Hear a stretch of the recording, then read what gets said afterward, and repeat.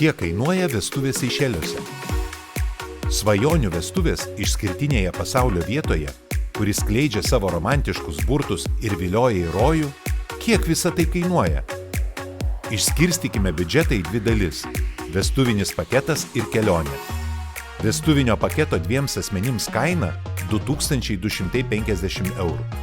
Už tiek gausite nuostabiai dekoruotą ceremonijos vietą gražiausiame paplūdimyje, gėlių puokštę nuotakai ir pagal ją pritaikytą butonjerę jaunikiui, butelį šampano simboliniam tostui, 2 aukštų vestuvinį tortą, nepamirštamą valandos trukmės fotosesiją išskirtinėje aplinkoje, privatų transportą iš viešbučio į ceremonijos vietą ir atgal, liudininkus ir vietinę vestuvių koordinatorę, pilną dokumentų sutvarkymą oficialiai santuokai.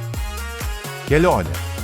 Patogus skrydis į Seišelius kainuoja nuo 860 iki 1000 eurų asmeniui.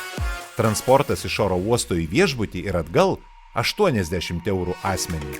Savaitės apgyvendinimas gero lygio 4 žvaigždučių viešbutyje su pusryčiais nuo 900 eurų asmeniui. O jeigu tai 5 žvaigždučių viešbutis, tuomet nuo 1300 eurų asmeniui.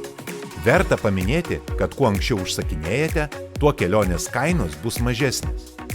Taigi, viską sudėjus, svajonių vestuvės, o tuo pačiu po vestuvinę kelionę gražiausioje žemės vietoje, jums kainuos nepilnus 6000 eurų 2 asmenims.